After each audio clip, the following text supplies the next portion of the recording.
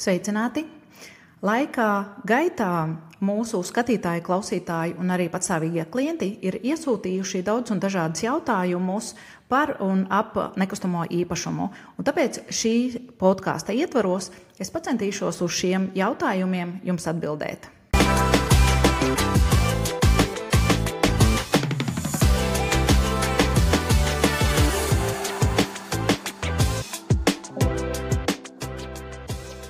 Mani sauc Jana Sviridova un esmu nekustamā īpašumā nozares pārstāve jau gandrīz 20 gadus. Un pēdējos 10 gadus es kopā ar savu vīru vadu nekustamā īpašumā uzņēmumu, kurš nodarbojās ar investīcijām un nekustamā īpašumā pārvaldīšanu. Un uz doto mirklī mūsu uzņēmums pārvaldā vairāk nekā 20 miljonu eiro vērtībā nekustamā īpašuma portfelī. Un mani podkāsti ir par un ap biznesu, jo īpaši daudz par nekustamo īpašumu. Kā jau es minēju, tad šīs dienas podkāsta ietvaros es pacentīšos atbildēt uz iesūtītajiem jautājumiem.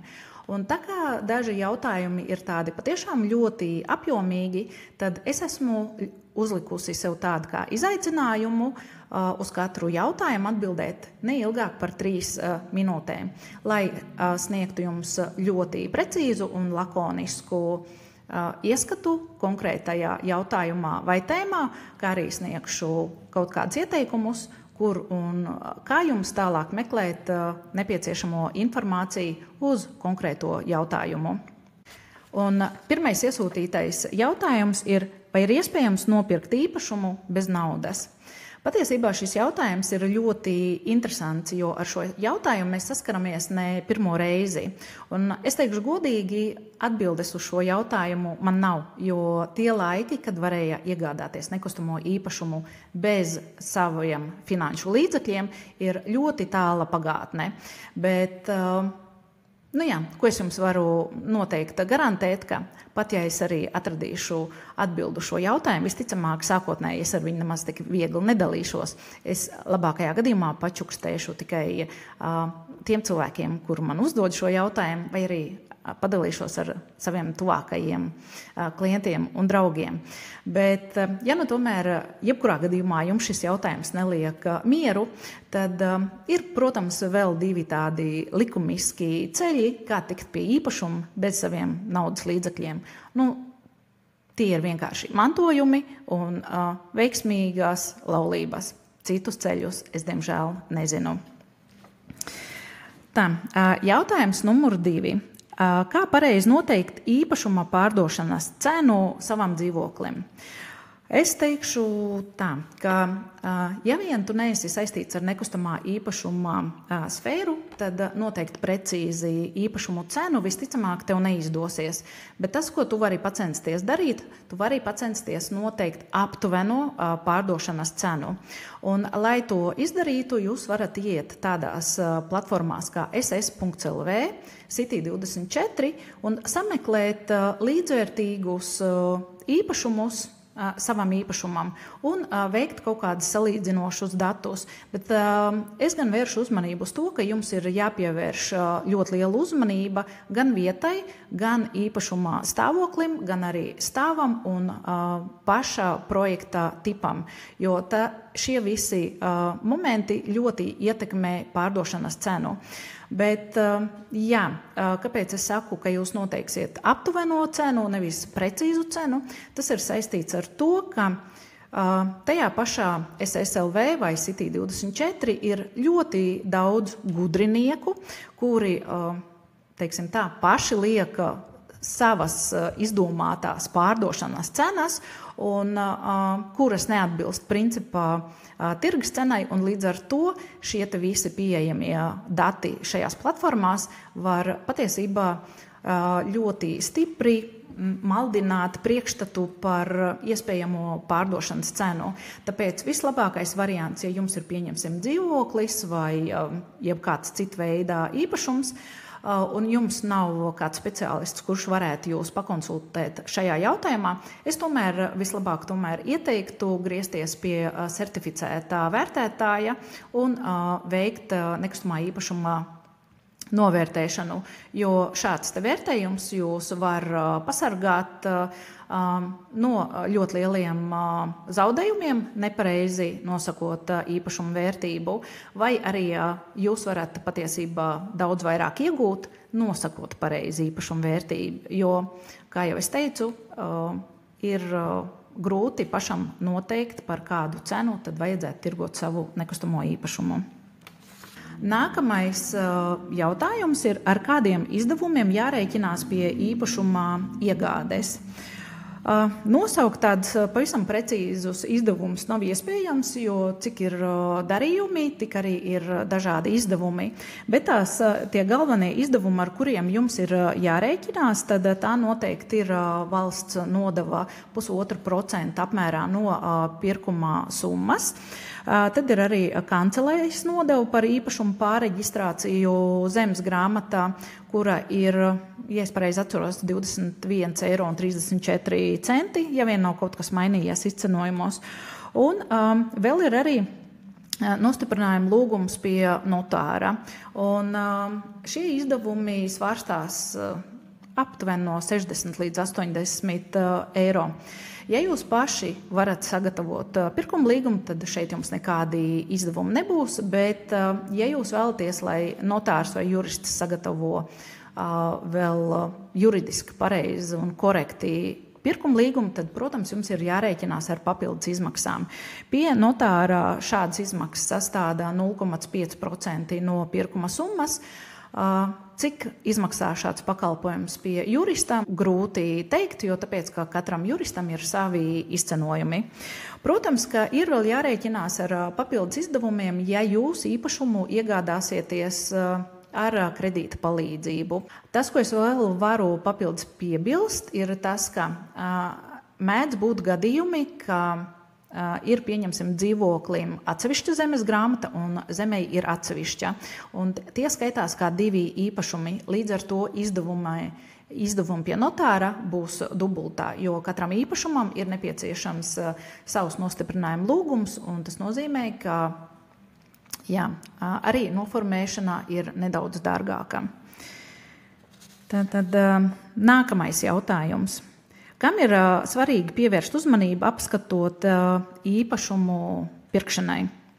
Tātad zelta likums numur 1, tā ir vieta, vieta un vēlreiz vieta. Vieta nosaka visu. Un, otrs punkts būtu tāds, ka jums ir jāpārbauda, vai ir pilnīgi visa dokumentācija attiecībā uz šo īpašumu, vai ir pieņemsim inventarizācijas lieta, vai ir kaut kādi tehniskie dokumenti, vai arī jebkādi citi dokumenti. Tāpat arī es ieteiktu pārbaudīt ēkas komunikācijas, kādā stāvoklī tās ir, jo mēs ar vien vairāk sastopamies ar to, ka daudz dzīvokļu ēkās ir ļoti sliktā stāvoklī tieši šīs te ēkas komunikācijas, un tas var radīt nākotnē diezgan tādas lielas galvas sāpes un izdevumus. Tāpat arī es ieteiktu noskaidrot, kas ir pārvaldnieks un vai attiecībā uz šo īpašumu nav kaut kādi lieli parādi, jo ja pašā ēkā veidosies ļoti lieli parādi, tas var radīt nevajadzīgas problēmas ar pakalpojumu saņemšanu. Tāpēc, tas ir tāds svarīgs punkts, kuram mēs ieteiktu pievērst uzmanību. Tāpat arī ir jāpievērš, kurā stāvā atrodas īpašums, vai tas ir pirmais vai pēdējais stāvs. Pirmajā stāvā ir svarīgi pievērst, vai pagrabs, ja tāds ir zem šī te dzīvokļa, nav mitrs, jo, ja viņš būs mitrs un ļoti augsts, jūs saskarsieties ar ļoti lielu diskomfortu. Bet, ja dzīvoklis atrodas pēdējā stāvā, tad ir ļoti svarīgi noskaidrot, vai nav problēmas ar jumtu, jo var gadīties tā, ka lietainā laikā arī jūs dzīvoklī baudīsiet sliktus laikapstākļus. Un, ir vēl arī viens tāds ļoti svarīgs moments, kam ļoti daudzi pircēji nepievērš uzmanību, jo viņiem vienkārši nav šādas informācijas. Es ieteiktu pārbaudīt, vai ēka nav iekļauta graustu sarakstā. Šis jautājums paliek arvien aktuālāks, jo Rīgas būvvalde sāka apsakot visus īpašumus arvien aktīvāk, un šis saraksts papildinās. Līdz ar to, noskaidrojiet, vai ēka nav iekļauta šajā sarakstā. Jo, ja viņa ir iekļauta, tas nozīmē, ka jums ir jārēķinās, ka kamēr vien īpašums netiks savests kārtībā, bet ir parasti ļoti lieli izdevumi un arī ļoti laikietilpīgs process, jums ir jārēķinās, ka šajā periodā jūs maksāsiet paaugstināto nekustamā īpašuma nodokli, un tas nodoklis sastāv 3% no kadastrālās vērtības, un tas summas dažreiz ir ļoti iespaidīgas. Šo te informāciju jūs varat pārbaudīt www.grausti.riga.lv, un tur ir saraksts, kurā jūs varat pārbaudīt konkrēto īpašumu pēc adreses. Tā. Nākamais jautājums. Kāpēc man kā pircējam ir jāmaksā valsts nodeva par īpašumu pārreģistrāciju, un vai šis nodoklis tiks atcelts? Šeit laikam man jūs būs jābēdina, jo šāds nodoklis ir bijis un būs, un šādu nodokli maksā visās Eiropas valstīs, un es pat varētu šeit piebilst, ka patiesībā Latvijā nodoklis 1,5% apmērā vēl ir salīdzinot ar citām Eiropas valstīm, viņš ir ļoti zems. Tāpēc, nodoklis ir, būs, un cerēt uz šā nodokļa atcelšanu būs laikam muļķīgi. Nākamais jautājums, acīm redzot, ir adresēts man, jo viņš skan sekojoši. Vai tev kāds ir ieteicis kādu vērtīgu padomu, kurš tev ir devis milzīgs rezultāts darbā? Es, protams, vēlētos saņemt kādreiz kādā jaukā dienā vienu tādu vērtīgu padomu vai ieteikumu, kurš man ļautu vispār dzīvē vairāk nestrādāt, bet dzīvē jau tā nenotiek. Bet tas, ko es varu jums visiem piedāvāt, tomēr ieklausīties tajos cilvēkos, kuri ir zinošāki vai profesionālāki par jums, jo tas var nest jums ļoti labus rezultātus. Un attiecībā uz mani, arī man ir viens šāds spilgts gadījums manā darba pieredzē, kurš bija vairāk nekā pirms 10 gadiem, kad Latvijā parādījās termiņu uzturēšanās atļaujas, un šīs programmas ietvaros uz Latviju sāk braukt diezgan liels daudzums Krievijas pilsoņu. Un es tajā laikā strādāju aktīvajā pārdošanā ar Jūrmalas tirgu, un man izveidojās ar vienu nekustamā īpašuma attīstītāju ļoti laba, tāda draudzīga sadarbība. Tur bija attīstītājs vīrietis, nedaudz vecāks par mani. Viņš pats ir bijis viņš kādreiz dzīvoja Krievijā, līdz ar to viņam bija zināma šo te pilsoņu mentalitāte un uzvedība. Un tāpēc vienā jaukā dienā viņš mani paaicināja uz tādu nopietnu sarunu, piedāvājot konkrētu sadarbības modeli. Un tas sadarbības modelis bija sekojošs. Viņš teica, lai es piedāvāju un prezentēju klientiem visus tos īpašumus, kas ir pieejami tirgu, bet pašu pēdējo dzīvokli es prezentēju tieši viņa projektā. Un pēc šo te dzīvokļu prezentācijas viņa projektā viņš vienmēr piedāvāja mums doties uz restorānu, un šis attīstītājs vienmēr pilnā apmērā apmaksāja pilnīgi visus restorānu rēķinus. Un kas arī interesanti, es, protams, ņēmu vērā to viņa ieteikumu. Mēs arī ar klientiem izmantojam iespēju iet un izbaudīt visus restorānu labumus Jūrmalā. Un, pateicoties šim ieteikumam, neskatoties uz to, ka es nekad neuzspiedu izvēlēties dzīvoklī tieši šā attīstītāja projektā, vienmēr tomēr šis gājiens uz restorānu beidzās ar ļoti labiem panākumiem, jo klients kaut kā neapzināti izvēlējās tieši dzīvokli tajā projektā, kur attīstītājs viņu ir ļoti labi un garšīgi paēdinājis un padzirdījis, teiksim tā. Un, tā kā es šo attīstītāja ieteikumu ņēmu vērā, tad man tas vairāk nekā gada griezumā nodrošināja ļoti labus panākumus, jo tika pārdoti ļoti daudzi dzīvokļi, un tā summas bija mērējams daudzu miljonu eiro apmērā. Tā kā ar šo es vēlējos vienkārši teikt, ka ir vērts dažreiz ieklausīties tajos cilvēkos, kuri ir gudrāki vai profesionālāki vai pieredzējušāki par tevi. Un es esmu pārliecināta, ka arī tev tas nesīs labs rezultāts. Un šeit sfērai pat vispār nav nozīmes. Jā, nākamais jautājums arī acīm redzot ir adresēts mani, jo skan sekojoši. Pastāst kādu smieklīgu atgadījumu no savas darba pieredzes. Šādi gadījumi ir ļoti daudz un dažādi, bet es droši vien pastāstīšu pašu īsāko. Tad, kad es 19 gadus atpakaļ sāku strādāt nekustamā īpašumā sfērā, manas krievu valodas zināšanas nebija nemaz tik izcilas, un man nācās apgūt daudz jaunus nezināmus vārdus. Un kaut kādā jaukā dienā man bija nepieciešams noprezentēt dzīvoklī kādam gados vecam pārim. Viņi paskatījās dzīvokli, principā viņiem ļoti viss patika, un viņi bija gatavi jau vienoties par darījuma gaitu. Un tajā mirklī es atcerējos, ka dzīvoklim taču papildus nāk bonusā arī noliktava, kur atrodas pagrabastāvā. Un es viņiem saku, ka tāda un tāda lieta, ka man jums ir labas ziņas, ka bonusā dzīvoklim nāk arī kladbišs. Es vienkārši sajaucu vārdus Kladovku ar kladbišu.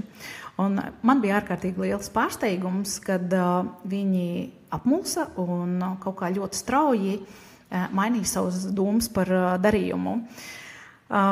Es ilgi nevarēju saprast, ko es izdarīju ne tā kā vajag, jo man likās, es tur ļoti korekti taču uzvedos. Man gan to izstāstīja, pēc tam paskaidroja kolēģis pēc kaut kāda laika, bet es vēl joprojām nesaprotu, kāpēc viņi toreiz atteicās, jo man liekas, jebkurā gadījumā tas bija ļoti labs piedāvājums. Pirmajā stāvā dzīvoklis, apakšstāvā. Nu, labi, bet kā ir, tā ir. Es vairs nevaru laiku pagriezt atpakaļ. Tā, nākamais jautājums. Vai tev kādreiz ir bijušas situācijas vai apstākļi, kad tu kaut ko dari, kas ir pretrunā ar taviem principiem? Manuprāt, šis ir tāds ļoti filozofisks dabas jautājums, jo nav svarīgi, kādu atbildi es sniegšu. Katrs to atbildi iztulkos tā, kā viņš pats vēlēsies viņu redzēt, vai arī kā viņš vēlēsies mani kā personību uztvert. Bet, ja mēs runājam par principiem, tad tīri tāds mans personiskais subjektīvais viedoklis ir tāds, ka es neesmu ļoti principiāls cilvēks, bet ja ir kaut kādas situācijas vai notikumi, kur es jūtu, ka tiek apdraudēta mana vērtību sistēma vai tāda mierīga eksistēšana uz šīs pasaules, tad arī manī var ieslēgties kaut kādi principi, no kuriem es neatteikšos. Bet kopsumā es uzskatu, ka tomēr ir jāmeklē kompromisi attiecībās ar klientiem, jo strādājot finanšu sfērā gan arī 20 gadus, mēs ļoti bieži esam saskārušies ar situācijām, kad mēs saprotam, ka cilvēku izdomātie principi nevienmēr ir saistīti ar viņu vērtību sistēmu. Tie ir vienkārši tādas kaut kādas iedomas, kaut kādi tādi stingri uzskati, un viņi nekādīgi nav no viņiem gatavi atkāpties. Un tā rezultātā ļoti bieži šie cilvēki ir zaudējuši ārkārtīgi lielas naudas summas. Tāpēc, labāk meklējiet kompromisus, nekā ieciklējieties uz kaut kādiem dažreiz, teiksim, tā dīvainiem principiem. Nākamais jautājums patiesībā ir diezgan tāds apjomīgs. Vai ir vērts sākt sēriju veidu daudzdzīvokļu mājas siltināšanu un atjaunošanu, un cik daudz tas ietekmēs īpašumu vērtību un komunālo pakalpojumu rēķinus? Šeit par šo tēmu es domāju, ka pilnīgi mierīgi varētu ierakstīt atsevišķu podkāstu, jo tā tiešām ir ļoti aktuāla un sāpīga tēma. Un šis jautājums interesē ļoti daudzus klientus, bet pamēģināšu atbildēt tā ļoti īsi. Jā, ir nepieciešams veikt renovācijas vai siltināšanas darbus, jo tas ne tikai samazinās komunālo pakalpojumu rēķinus, bet arī tiks savest kārtībā pati ēka kā tāda, kas jums palīdzēs nākotnē daudz vieglāk realizēt savu īpašumu. Jo šobrīd tirgu ir tiešām liels skaits šādu nesavestu kārtībā ēku, kā rezultātā tas nolietojums ir jau tik liels, ka principā jau nekustamā īpašumā sfērā tiek jau nevienu gadu celta trauksme par to, ka ir steidzamā kārtā jārisina šis jautājums. Jo ir jāsaprot, ka tās ēkas ir būvētas ļoti sen, tehniski nekādu uzlabojumu nav veikti, un siltuma zudums ir arī milzīgs. Tāpēc viennozīmīgi es iesaku, ka ir jāveic šie siltināšanas darbi. Nākamais jautājums ir, vai Zaķisalas projekts ir blefs? Nē, tas nav blefs, jo būvniecības kompānija Merks šī gada pavasarī ir uzsākusi pirmās kārtas būvniecību un ir jau iespējams rezervēt dzīvokļus šajā projektā. Un ja kāds nesaprot, par ko iet runa, tad stāstu. Būvniecības kompānija Merks Zaķusalas un Lucavsalas teritorijā plāno tuvākajos gados attīstīt tādus kā dzīvojamos kvartālus ar vairāk nekā 3000 dzīvokļiem. Un, šīs teritorijas iegūs pavisam jaunu, skaistu veidolu, jo tiks piestrādāts gan pie infrastruktūras, gan arī pie atpūtas un izklaides zonu izveidošanas šo iedzīvotāju komforta nodrošināšanai. Tā kā, steidzieties rezervēt, ja vēlaties dzīvot skaistā vietā. Nākamais jautājums ir par mājdzīvniekiem. Kāpēc man bieži tiek atteikta dzīvokļu izīrēšana, kad paziņoja, ka man ir mājdzīvnieks? Šis jautājums patiesībā ir ļoti aktuāls un sāpīgs priekš tām ģimenēm, kurās ir mājdzīvnieki, jo tā ir taisnība, ka ļoti bieži tiek atteikta izīrēšana ģimenēm, kurās ir mājdzīvnieki. Un turpat nav svarīgi, vai tas ir suns, vai tas ir kaķis, jo tas ir saistīts ar ļoti zemo īres tirgus kultūru Latvijā. Un tas izpaužās tādā ziņā, ka šīs ģimenes, kuras ir uzņēmušās atbildību par mājdzīvnieku, nav gatavas nest finansiālu atbildību par šo dzīvnieku radītajiem zaudējumiem. Un tie zaudējumi bieži vien ir ļoti lieli. Mēs esam saskārušies arī savā darba pieredzē ar to, ka ir saplēsti divāni, ir noplēstas tapetes, ir saskrāpētas, sabojātas durvis. Un, vairumā gadījumu, diemžēl, šie īrnieki nav gatavi sekt zaudējumus. Un tā kā mums jebkuri jautājumi Latvijas tiesā tiek skatīti ļoti ilgi, līdz pat dažreiz 3 gadiem, tad šie divi momenti, bezatbildība un ilgais tiesvedības process, ir novedis pie tā, ka izīrētāji bieži atsaka. Tas, ko es varu ieteikt no savas puses, tad tomēr, ja jūs piekrītat izīrēt dzīvokli ģimenei ar mājdzīvniekiem, tad paredzēt daudz lielākā apmērā depozītu, kā arī atrunāt papildus noteikumus līgumā par zaudējumu sekšanu, lai izvairītos no kaut kādiem nepatīkamiem momentiem, jo jūs noteikti ar viņiem saskarsieties. Un pēdējais jautājums ir, kādām īpašībām ir jāpiemīt nekustamā īpašuma aģentam. Un, šī tēma ir patiesībā arī diezgan tādā plaša, ja par šo varētu ierakstīt atsevišķu podkāstu, jo sabiedrībā ir izveidojušies ārkārtīgi daudz nepareizi priekšstati un stereotipi par to, kāds tad ir nekustamā īpašuma aģents.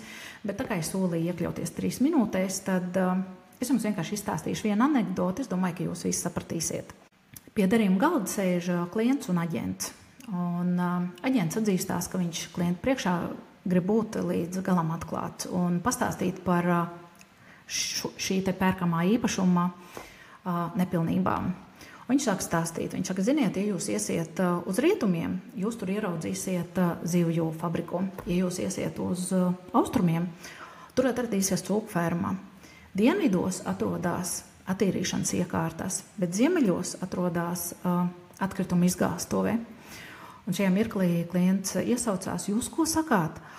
Izstāst tad lūdzu, kādas tad ir priekšrocības šim te īpašumam, uz ko aģents atbild. Jūs ziniet, jūs vienmēr zināsiet, no kuras puses pūš vējš. Tas, ko es vēlējos ar šo anekdoti izstāstīt, ka godīgumam ir jābūt visam pamatām, un tad arī klientu tev netrūks.